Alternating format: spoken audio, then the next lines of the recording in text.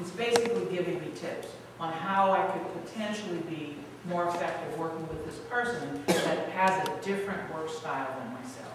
If I get that insight, and like when Johnny was speaking before, it's not anything to take personally, to have a personal offense or affront to. If she's more direct and I'm more indirect, which was true for us, all right?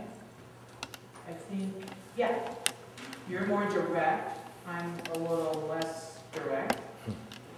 So when I'm not being direct, she's probably getting a little frustrated, right?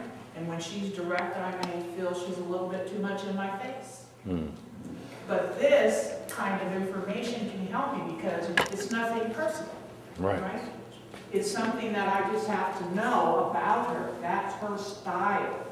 And so if I'm trying to figure out how to be more effective, a lot of people when we teach this globally wonder, well, are you, like if I'm doing it between, say, a team that's in China and a team that's in the United States, well, the team in China may want to know, well, are you asking me not to be Chinese?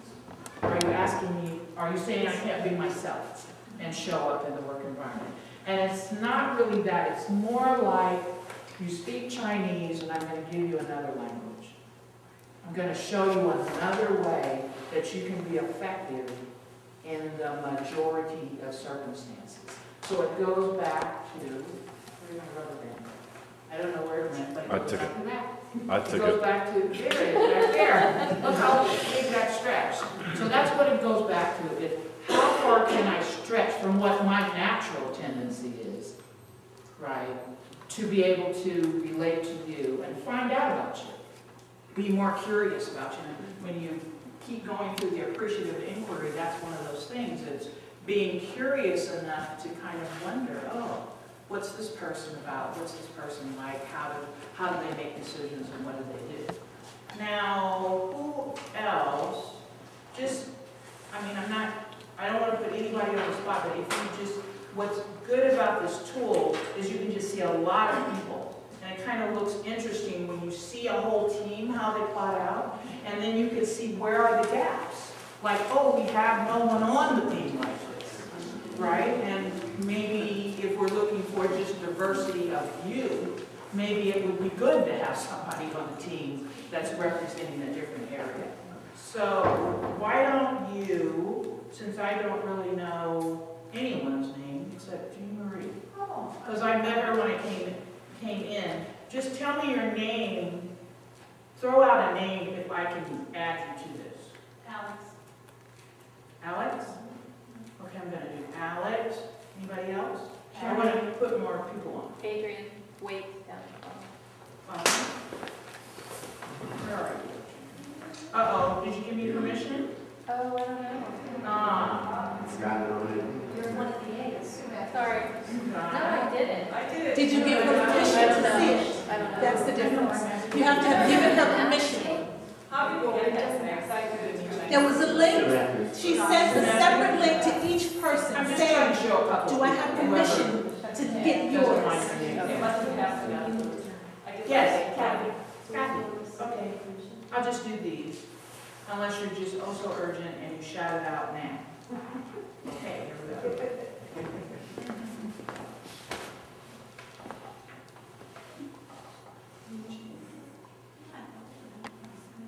I can get a copy to you that shows no names, so that when you guys want to look at them. Yeah, then it's not Anyway, so there's biased. Yeah, it'll tell you whoever you invite, you'll have the ability to put them on, it'll give them color, it'll show them your smaller. Yeah. So an interesting thing here is when you look at the information that's in GlobeSmart and Asian culture, including India, well, throughout Asia Pacific, tend to be more status oriented. So, yeah, the thing is you have to take this as a generalization though, because everybody's different. And also, people adapt to where they are. So you wouldn't want to just say, you're this. you know, you would want to give space for the person to reveal to you who they really are. But what this is good for is it gets you to the conversation, right? If you use this with your team, it can at least get you to the place where you can have a conversation around it. Where starting the conversation without some tool can be kind of hard sometimes. Because how would you initiate even having the conversation? Yes? When you click on the line, then does it pull up everyone in that grouping? No, because I'm the person who's wanting to know. Okay, it would be you and whoever. Yes. Okay. So did I do you or no? Yeah. Who are you? Sue. So if I want to see Sue, through the green dot, I click on you.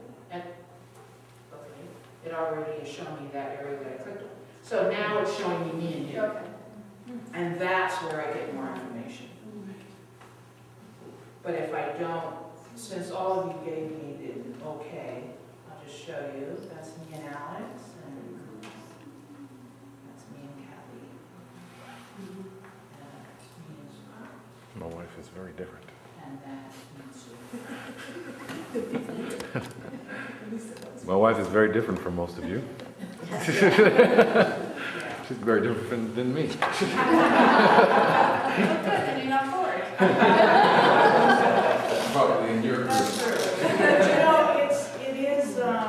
it's kind of a willingness, right, to get to know people and not, as I said, not taking offense and recognizing that we all have biases and we're all trying to figure it out. We're all trying to crack the code on this, right? If it had been figured out, we wouldn't be sitting here, you know, having a workshop. And not only has it not been solved here at Houston Santa Cruz, but it hasn't been solved anywhere. This is a global issue. I have a couple of questions when I took this, is that there were a couple of questions that, I don't know if you see, it seemed like there was something in the wording that most of my colleagues, I would guess that we would have answered closer, like I think it might be in the Ellis area Yeah. question. And I'm wondering if it's, I have to look at the individual. The actual questions? Yeah, but I have a feeling that there might be something within that there really might be more of a variance in that. Okay. If we could whittle down farther with that. But there's something in the way it's questioned that all of us would say, oh, there's nothing that would include so-and-so. It's sort of a cultural student affairs or something like that. That's a very good point, because what you're saying is how you can use this tool. Because really what you're doing is you want to verify. So when you would show everything, well, this didn't really, I would have done this. You know what I mean? So it's opening up and reframing a conversation. If this doesn't look map on, then we get to say to one another, well, that didn't really fit. In a way, I was speaking to Jean Marie, I think it was, but it's kind of like a Myers-Briggs across cultures, is what this is. And so it's just another way of seeing personality, preference. It's really preference, what I choose, how I choose to show up. And if you get in another setting, you might have to choose a different way to show up. I mean, this is how it is while you're here. If you go to corporate America, it might be different. If you go to another nonprofit or something, it could be different. Any questions? Let me ask you, when you took it, did it seem to reflect you? Like after you answered the questions and it showed you your map out, what did you think of it? And each of you had your own, so, yeah. What was surprising to me was that the tasks Yes. was one end of the spectrum, Yes. on the other side of relationship. Yes. Just that line alone. And what that means is that some people get to task through relationship, meaning the way that they accomplish things is through the relationship.